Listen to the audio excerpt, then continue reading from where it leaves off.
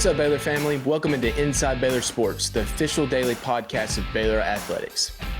A new original film, The Miracle on the Brazos, premieres tonight at 7 p.m. on Baylor Plus. The film is in honor of the 50th anniversary of the 1974 Baylor Bears, who won the first Southwest Conference Championship in 50 years, and takes the fans on a journey through the historic 1974 season, including the iconic comeback win over Texas. Watch the film tonight exclusively on Baylor Plus. All right, Baylor fans, Colt Barber here with Grayson Greenhafer. Really cool read there. 1974 Miracle on the Brazos season. Definitely encourage everyone to go watch that. I mean, we've seen the trailer for it. I haven't seen the full episode yet, but we've seen the trailer for it. I mean, Grant Taft's a narrator in it, like a lot of cool interviews. I mean, if you're a Baylor fan and if you don't know about that story and everything that went into it, what Grant Taft did for the program, make sure you go and watch it. Subscribe to Baylor Plus, subscribe to Sikkim 365 with the bundle, and enjoy it. But this is Colt Barber with Grayson Greenhafer. It's Tuesday, August 27th, and we are 4 days out from Baylor's season opener against Tarleton State. Today we're going to look at the matchup with the FCS opponent, number 22 at that, ranked FCS opponent. And we want to see what questions Baylor can answer when they face the Texans on Saturday at 6 inside McNeese Stadium. Grayson, Tarleton played in week 0 last week against McNeese, had full control over the game, 26-7. The quarterback gets hurt, and it's kind of I wouldn't say a fake dominance in the first half, but in a way it was. A lot of turnovers led to the things that led up to the halftime score of 26-7. Tarleton holds on to win 26-23 in the second half. And, you know, I don't know if it was all about the quarterback. I think there was a lot of things that went their way in the first half. But what were your takeaways from seeing that game on Saturday and being able to catch up and see what Tarleton did in the second year with the quarterback? He's out now, and what Baylor fans can expect from this team? I think the biggest thing that I was kind of looking for was fully expecting Tarleton State to win this game by a lot. Last year they beat McNeese State 52-34. McNeese State was 1-10 last year, and Tarleton State went 8-3 last year. So I was fully expecting a rout, and it looked like it was going to happen in the first half. But a lot of that was just McNeese State giving Tarleton State the game. I mean, when you look at the final totals after McNeese State made their little comeback in the second half, didn't quite make it far enough, but they made it close, and they had over 100 yards more total offense than Tarleton State. But the problem was they had 8 penalties compared to 1 for Tarleton and 4 turnovers compared to 0 for Tarleton. That's the difference in the game, especially a game that was only a 3-point game. The line on this game, the spread was actually Tarleton minus 15.5 points. So I would say this was a pretty disappointing effort by Tarleton. I understand they lost their quarterback. He was okay for them last year. I don't think he's great. He's clearly better than what they had, though, because their passing attack was 1 for 8 for 4 yards in the second half. So a huge shift there, and that definitely contributed to the game being closer towards the end. Yeah, and I think it had to. I mean, you put in a game plan for basically the last week or so for this particular game. Your quarterback goes out. Victor Gabales began his career at Washington State, actually transferred to Utah Tech, and now is at Tarleton. He was there last year, so he's a returning quarterback. And I don't want to just say we've seen what injuries can do to teams for Baylor specifically at the quarterback position. I mean, they've had a number of them over the last several years. Last year, they had one in the first game of the season, and it can just change the dynamic of everything that's going on. Tarleton's head coach, Todd Whitten, actually took to the podium after the game and had this to say about the starting quarterback being out. Looks like a thumb injury, but he did give us an opportunity to hear more about what was going on. Winning's hard, and so we're 1-0. That's a good thing. It was difficult conditions out there for both sides. I thought both teams played really hard. I thought it was a really good college football game. Things get a little more difficult for us, when we lose Vic at halftime. Had an injury to his thumb. I think he'll be okay. I don't know how long it'll be. But he couldn't grip the ball very well. I think we were 1 of 8 throwing in the second half, so we couldn't get anything going. And it was a lot of punts. They got a lot of opportunities. And so our defense was on the field, just a gob out there. So it's, and to overcome adversity like we did,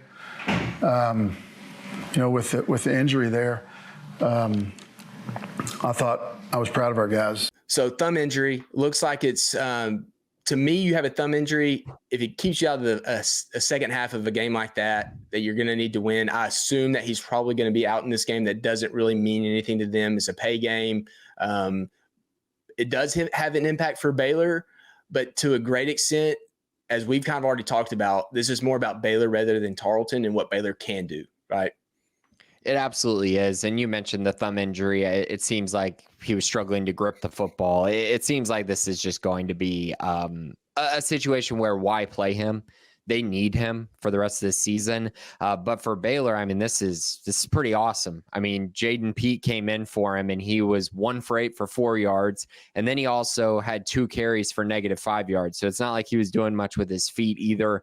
Gabalis isn't much of a runner either, though. So Baylor wasn't really going to have to deal with that, which is going to be interesting because I kind of wanted them to have to deal with maybe a dual threat quarterback or something along those lines. Because when you go play Utah the following week, Cam Rising is going to run the ball a ton, especially QB power type thing. So that's going to be an interesting thing. I think for Baylor, though, this is just even more reason why you should beat this team really badly. I mean, if they don't have their starting quarterback, I mean, this should be a 30-point win without a doubt. I mean, that's just the way I feel about it. If they're going to roll in there without Gabalis and a guy who in his first ever appearance was 1 for 8 for 4 yards, it feels like this should be even trending more in Baylor's favor. Yeah. And at the end of the day, if Baylor can go in, and you don't want to treat it like a scrimmage, but it's an opportunity for these guys to go out there and get live game reps against someone else and gain some confidence to a great extent. But I think it can also set their own expectations, but also outside of just the team and the coaches, but for Baylor fans. Mm-hmm. And it doesn't matter at the end of the day, but the confidence of Baylor fans showing up to games, seeing what's being put on the field, I think even from a reporter standpoint, to give us an idea of what's going on, all of that plays into how does this game go? Because last year, Baylor is 28 or 26.5 point favorites over Texas State.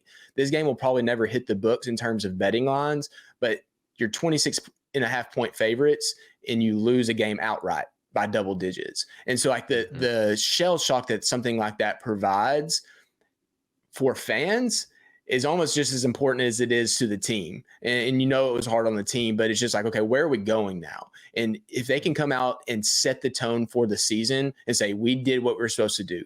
In a lot of ways, this reminds me of potentially the 2017 situation with Liberty. You lose that game and it explains exactly what's going to happen for the rest of the season. Mm-hmm. 2018, you face Abilene Christian and you do in a lot of ways what you're supposed to do that team. And that team ended up being a bowl team. And so I think it can give us a good idea of, well, crap, this was what happened. And now it's going to outline the rest of the season for us. And so if they can go out there, set their own expectations for themselves, but also for the fans and as reporters, it gives us a little bit more to go off of and what this team can really be. Follow Baylor Plus and Sikkim 365 today on X, Instagram, and Facebook, and sign up for the new premium content bundle. For the monthly price is $17.99, a $5 per month savings. Baylor fans can access the full offerings that both platforms offer: the long-form storytelling, video, and all access behind-the-scenes content of Baylor Plus, and the premium news, analysis, and forums of Sikkim 365. Sign up today on either platform. Don't forget to subscribe to our podcast, leave a review, and tell your friends about us. Catch Colt and I on Inside Baylor Sports every weekday. You can also watch the video version free over at BaylorPlus.com or the official Baylor Athletics YouTube channel.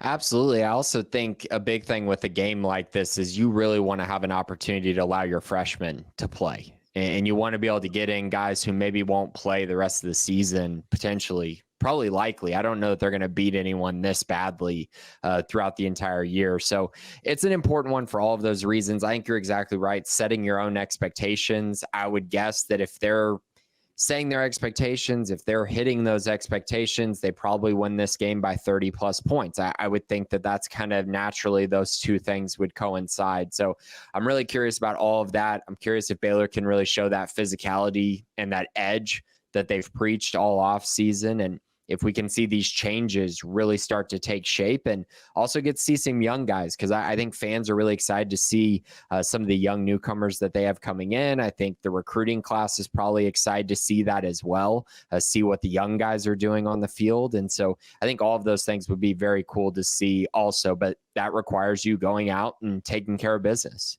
Yeah, I think there's two extremes here that you can figure out about this team is if this game is close, obviously, you know a lot about what this team is. Yeah. If they can go out and just from the jump, get out to a lead, control the game, both sides of the line of scrimmage. And we've talked a lot about the defensive line, offensive line, not being able to control games. I mean, you go back to last year, LIU, and the ways that they struggled in that game, even doing what they wanted to do. I think this is just an opportunity to say, this is what we're going to do. We're going to be good at it potentially. But this game can tell us exactly that. If you're getting out of your base offense and the things that you got to do to make adjustments in this game at this point of the season, that's probably not a good sign. You need DQ Finn to go out there, make big plays down the field. You need your running game. You don't need him to run the football. You need your running backs to go out there and run the football. So with that said, we don't want it to be a nail biter. You don't want it to be a nail biter at this juncture of the season. But what are you watching for specifically that can answer questions that you might have after fall camp? So just kind of broad, but also specific, the scoreboard for me does matter in this game, and it's going to be very telling. If you remember that Abilene Christian game in 2018, it was very telling that Baylor was probably going to be pretty improved on offense, that they were going to be able to move the football, that, Charlie Brewer took a step forward, that they just looked more competent. Their offensive line was blocking well. They were hitting on some explosive plays. All of those things were great. But then you also looked and you saw Abilene Christian was hitting on a bunch of explosive plays and scored 27 points in that game. That's telling. And so, if you show up and Tarleton State scores 20 points in this game, I'm probably going to have some concerns about the defense. And then on the flip side, if you only come out and score 30 points in this game, I'm going to have concerns about the offense as well. And so I know you're going to be vanilla. I know Baylor's going to try to hold some things back and for sure before you play Utah, but your base thing should be good enough for you to be very efficient on offense and then very solid on defense. So that's kind of broad, but also I do feel like it is specific and does matter a lot. I think if you want to look deeper and be really specific, can the offensive line create holes for the running game? And can they keep the quarterback from getting hit, getting sacked, getting pressured? Can they do that? Those two things matter a whole lot for me in a game like this, where your offensive line should be far better than what Tarleton is throwing out there on the defensive line. Yeah, Baylor's played 2 scrimmages in fall camp. They've done both of those. And both of those situations, first or second team, in most circumstances, that should be a more talented group than what they faced. And I don't say that to degrade what Tarleton's bringing. That's just a reality. I mean, this level of football, so if you can't get through those scrimmages and have any form of success, this game you should still have an opportunity to have success. It's just from a talent difference. And we talked about skill positions. Those guys as transfers in a lot of situations are coming from upper divisions. They were probably recruited at a higher level, and they have guys like that. But in the trenches, there should not be matchup issues. There should be an opportunity to go out and dominate. You mentioned the 2018 team, which was really interesting. The defense giving up explosive plays was the issue for that team all season. And that's what I look to in this particular game is, where are these holes in your team? How are they being exposed by this particular team? If you do not show any holes, great. What holes are they going to expose? Because there will be some, and everyone's going to mention them, is what holes are they finding in your defense? I mean, you look at Mason Miller, Baylor's offensive line coach. He was an offensive coordinator there last year, very qualified in everything they did. They have a good staff at Tarleton, and they're going to say, this is what we know we can do potentially against the team. Now, a lot of things with Baylor has changed offensively and defensively, so they might not be able to expose things early in the game. But when they make adjustments, they might say, hey, this is the weakness, and let's go attack this. We have this opportunity here. Tarleton has a 1,000-yard running back from last year back. Britton, I believe is his last name. I'm not saying that he's going to go out and run for 150 yards, but if he gets anywhere close to 100 yards, that's a potential sign of concern. I think Baylor athletically, linebacker, defensive line should be able to control things like that. So I'm watching for if Baylor is exposed in any ways. I think once you start getting later into the game and you start subbing guys in and out, that stuff doesn't mean nearly as much. But if it's in the first half and they're busting big plays to the middle of the line of scrimmage, even if it's not consistent, maybe it's just one or two busts where the linebacker doesn't feel that, well, that's an issue. Those things have been cleaned up already. And then you can start talking about those. So for me, it's just where your weakness is being exploited and how quick. One, maybe there's a bust, beginning of games all the time. You see that one big bust play for a FCS school. They have a good play call. No one's really in the groove. They bust for 50 yards. The defense holds them to a field goal and the game gets rolling and ends up being a blowout. They had that false sense of hope, but you don't want that to extend farther than it should. Right. And you mentioned Kayvon Britton. He had 164 yards rushing in their first game. So he is a guy that they're going to give the ball to a lot. And they also have another second really good running back in Darrell Kelly III, who had 41 yards and a touchdown as well. So they combined for over 200 yards in the first game of the year. They're going to try to run the football. The thing of it is, though, Baylor should be able to stop the run. And if Baylor can get out to a lead, they might force Tarleton State to have to try to air it out a little bit more, which could be a problem with the backup quarterback. So again, it's kind of what you mentioned. Tarleton State's going to want to come in here and run the football. They're going to want to establish the line of scrimmage and move Baylor up front. I think that's very clear. That's the strength of their team. But on the flip side, they also have a couple good wide receivers as well. Darius Cooper had 622 yards and 5 touchdowns in just 7 games last year. He came out in their first game this year and had 6 catches for 85 yards. So he's kind of their big play guy, also their go-to guy. So they're going to try to get him the ball a ton in this matchup. So I think all of that's really interesting. I think, like you mentioned, it's really going to be selective things, just seeing certain things be exposed, whether it's a one-on-one matchup or running the football, creating explosive plays, or running the football consistently, or having trouble keeping the quarterback in the pocket. Things like that can be very telling going forward in the season. But I think in general, this isn't a very good Tarleton State team, at least not if they play like they did in week 0. They got ran over. They gave up big plays in the passing game. Their offense was held in check for the most part. They just benefited because they won on the margins with turnovers and penalties. And so hopefully Baylor's able to play a pretty clean game and kind of counter that a little bit. Yeah. So on the opposite hand, we've talked about how Baylor can be exposed, what can create issues for the rest of the season. What's something that you're looking for that says, oh, this could be potentially a strength that maybe we didn't see? Are you watching, lead running back, lead receiver, who's being targeted, who is DQ's favorite target, who is Michael Trigg a component to this offense that we might not have expected prior to fall camp? What is there one or two things, and I might be catching you off guard with this question, but are there one or two things that you're going to say, hey, this could be a potential, this changed my perspective of this particular Baylor team as we get into the season? Yeah, this is a great question. I've actually thought about it a lot. And the one area, and I think Baylor just did not have this last year, and it really you can apply it to offense, you can apply it to defense, wherever you want to apply it. It's one-on-one matchups.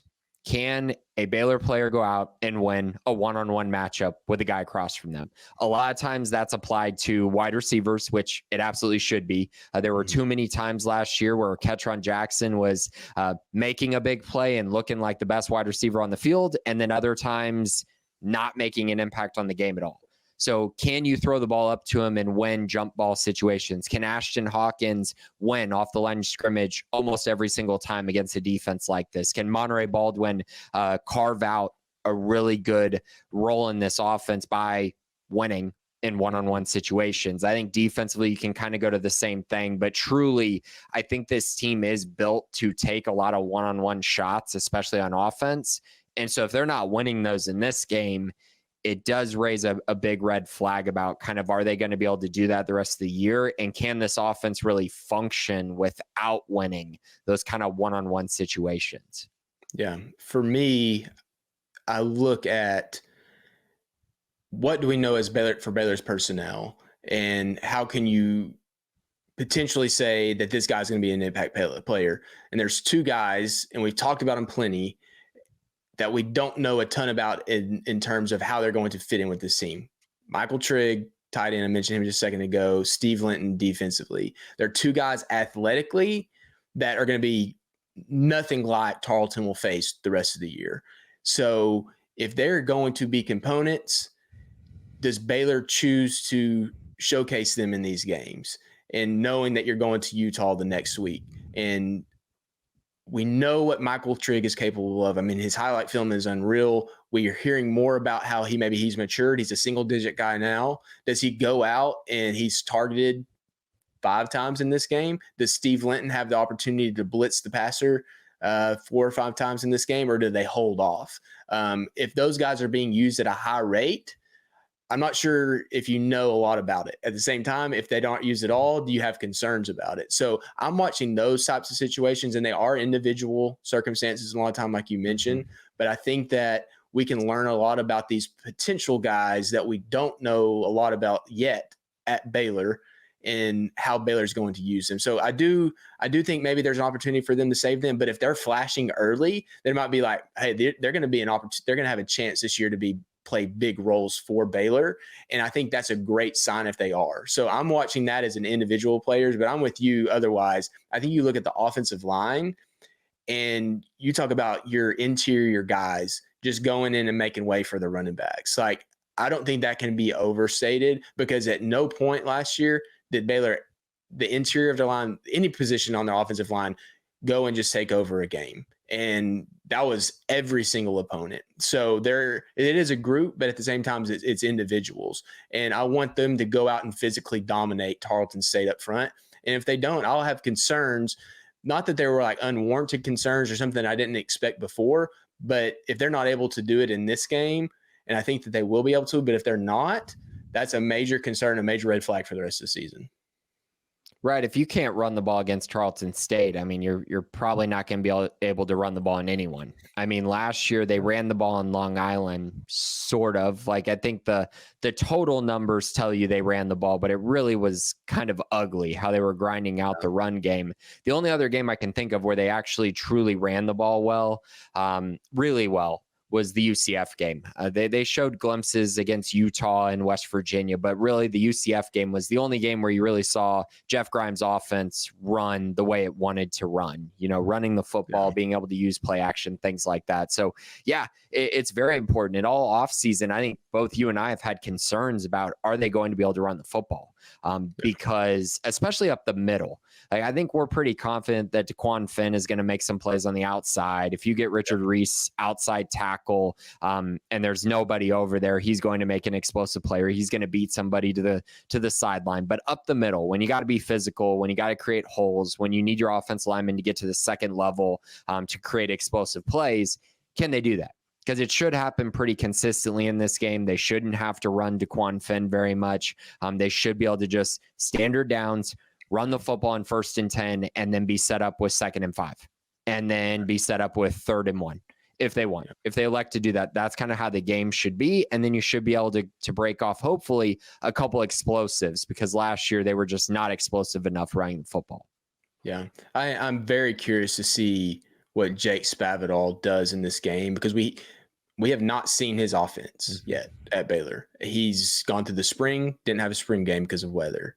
Go through the fall, no scrimmages are open to the public at all. No practices in team settings are open. So we really don't know what Jake Spavital is going to come out and say, these are my strengths. And then even against Tarleton, is it, let's figure out what's going to work, or are we just going to go out, or we're going to go out and game plan for things that we know we're going to struggle with later. So let's get as many reps in these situations as we can. You don't want to ever be in that situation, but it's a possibility that they do that. But if he comes out and he's in like 10 personnel and throwing it from sideline to sideline, I think that might speak a little bit to what are they putting out there for Utah, but also there are concerns with the running game. You don't want to see that. I want them to go in and take over the offensive line.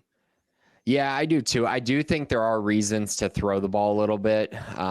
this is kind of probably a little bit more just kind of my line of thinking, but you got a bunch of recruits that are wide receivers in your class that are currently committed. And so you might want to take some shots deep downfield and create some explosives like that. But you are right in general. I mean, the thing of it is when you're in a game like this, you hope that you're up by a lot at halftime. And then the second half, you're basically just running the football. That's what Art Browse basically did. It was like, you just destroyed them in the first half. I mean, it's just, 56-7 or whatever. Then you show up in the second half and you're just running the football, and yeah, you're scoring touchdowns, but you're really just running the ball the whole time.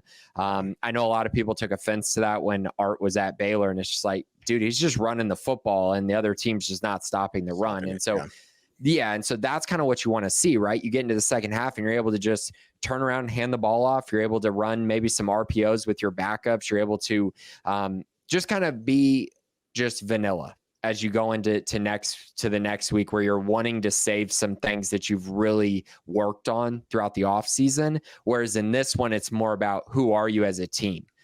How competitive are you? How physical are you? Are you, have you built a culture that will show up week one, that you're ready to go week one in front of your home fans? I do think that's more what that's about. And that's why seeing a good running attack kind of speaks to, in my eyes, all of those things that we've talked about all offseason and that Dave Aranda has talked about all offseason.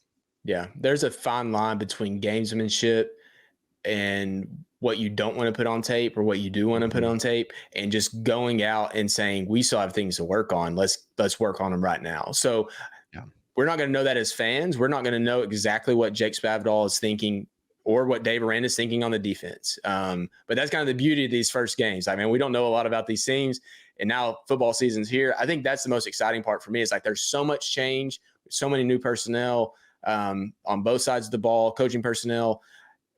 This is an entirely different team, and I think that creates optimism for fans, obviously, in our situations. But they have to go out and put it on. And I think that for this particular team, there's talent to do it. And any final thoughts on this Tarleton State game, and then obviously going into the rest of the season? Just the biggest thing is it's week one, and it's week one of a very important season for Dave Aranda. A season that's going to it could change the course of Baylor football for a little while, whether it's, positive and Dave Aranda is leading this team to tons of success, like more Big 12 championships potentially, or if something's going to change with the football program. It's just so important. And it's kind of the start of that. And I think because of the change and the recruiting success and kind of all of those things, there's a lot of optimism going into week one. I think I personally feel that there's a lot of optimism and good momentum. And so now it's just about, can you just put on the field? Like, can you just put on the field in front of the home fans who have been waiting for it for really since the back half of the 2022 season, where it just was rather disappointing since then? Can you flip that switch, put together a really dominant performance week one in front of the home fans? That's what I'm going to be looking for. And I think that's the biggest thing with the start of the football season. Yeah, got to get the fans back on board. All right, Baylor family, that's going to do it for today's episode of Inside Baylor Sports, the official daily podcast of Baylor Athletics. Thank you so much again for listening. For Grayson Grudenhafer, I'm Colt Barber. Have a great Tuesday, and Sick 'em Bears.